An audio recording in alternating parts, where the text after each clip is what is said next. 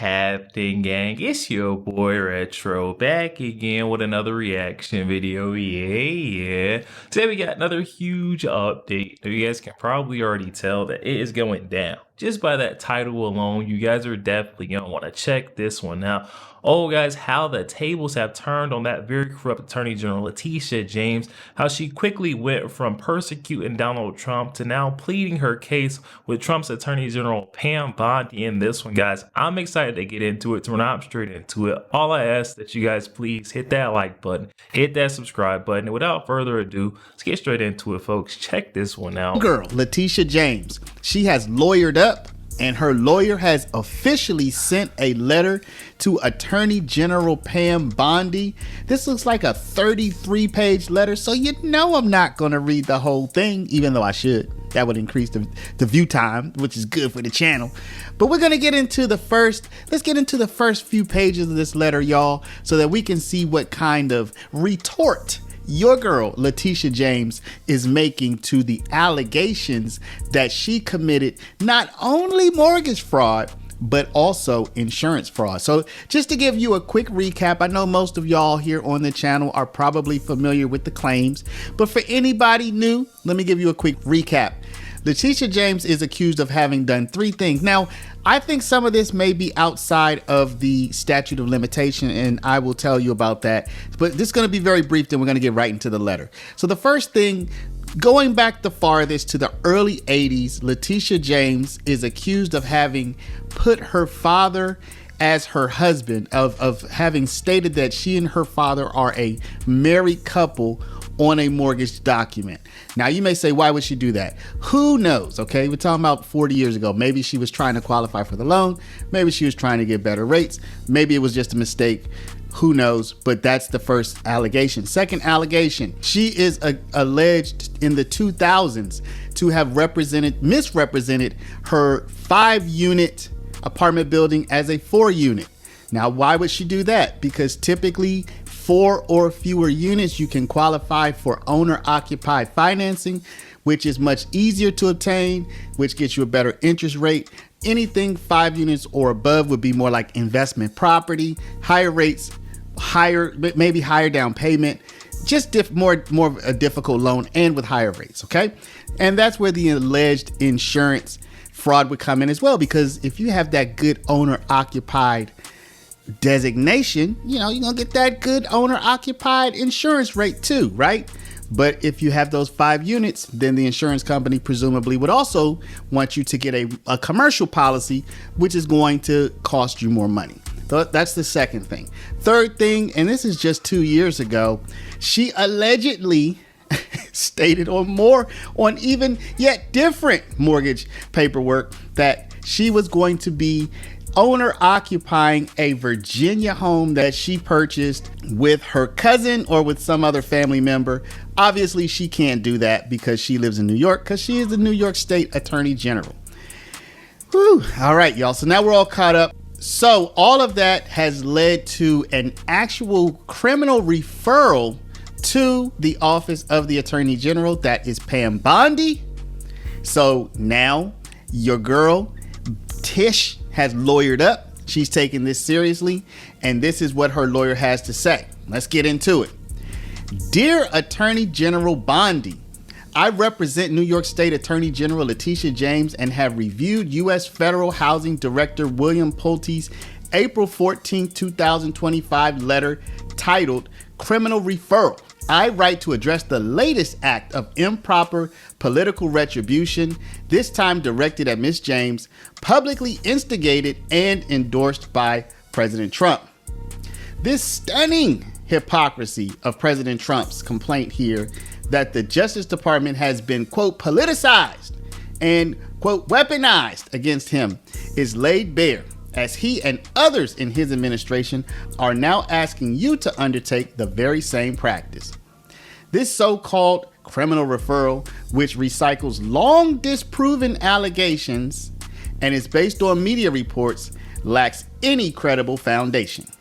Having one of the president's aides shout to reporters that, quote, she is guilty of multiple significant serial criminal violations is no substitute for the facts. So now, Attorney Lowell, goes into political retribution. What we're gonna do now, y'all, let's get down into some of the facts. That's what we want to see. What is her defense? In 2023, Miss James assisted her niece, who needed financial support with the down payment to purchase a home in Norfolk, Virginia. The mortgage application required only one individual to live at the property.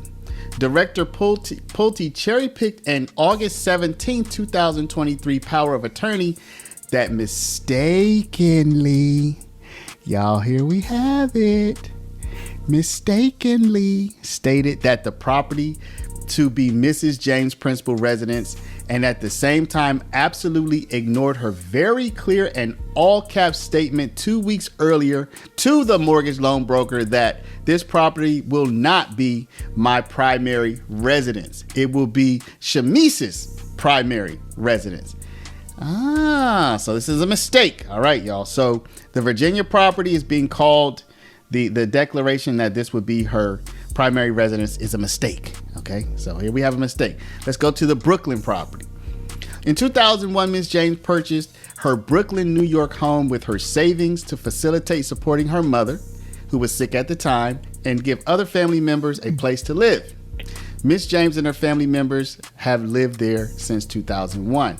The co-occupancy dwelling has 4 floors, and for as long as Ms. James has lived there, the property has always functioned as a 4-person residence. Y'all, let's see, because I feel some legal spin coming. I feel it. I feel it way deep down inside. Let's see what they're gonna say. Initially, Miss James's mother lived on the 1st floor. Miss James occupied the 2nd floor. A close family friend occupied the 3rd floor, and her brother occupied the 4th floor. The basement did not have any unit.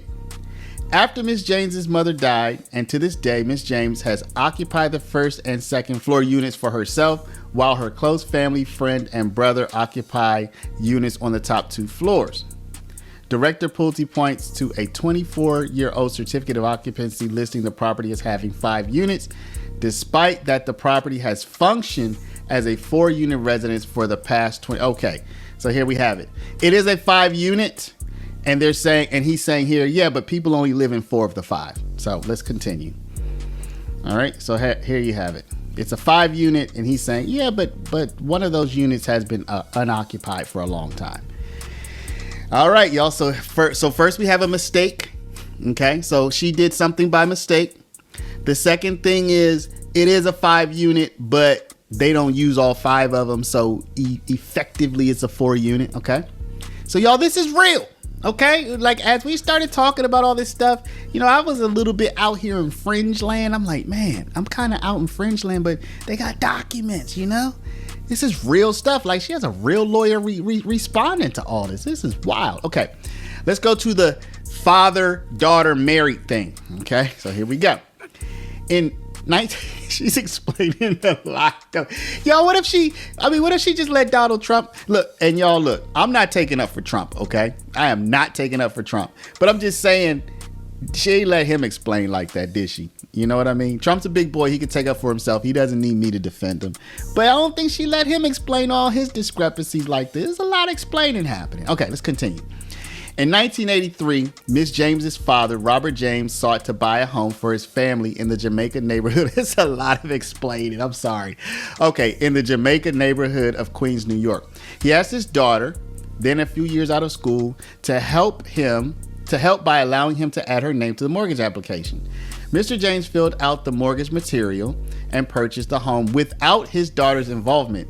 Yet in a predictable pattern here, Director Pulte cites a mistaken, here we have another mistake, May 20th, 1983 document Mr. James filled out to cast his baseless allegations while again ignoring other supporting documentation on the blah, blah, blah. Okay, so here we basically have 2 mistakes, 2 mortgage application mistakes, and a 5-unit that, because people only live in 4 units, they're basically saying, hey, why can't we treat it like a 4-unit? Because nobody lives in the basement. Okay, nobody's lived in the basement. So even though it is a unit, We don't treat it that way. Yo, there we have it, guys. Oh my goodness, like a deer caught in the headlights. Look at this picture. Letitia James, she's caught. Now she's having her lawyer plead her case. This is a ton of explaining, backtracking from what she's initially been reporting and putting on these applications and these mortgages. Why is it changing now? It's everything was a mistake. So that wasn't her principal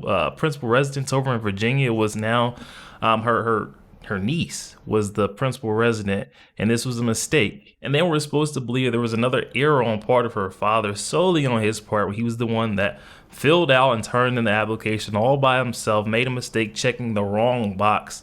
And then once again, the last occurrence where she's saying the 5 property, I should say, has always been operated and functioned as a 4-unit residence. So she should be allowed to put that on these official documents. It makes no sense. I mean, guys, and I'm just gonna put it in the most simple terms. I mean, just think about if it was you or I in the position of Letitia James.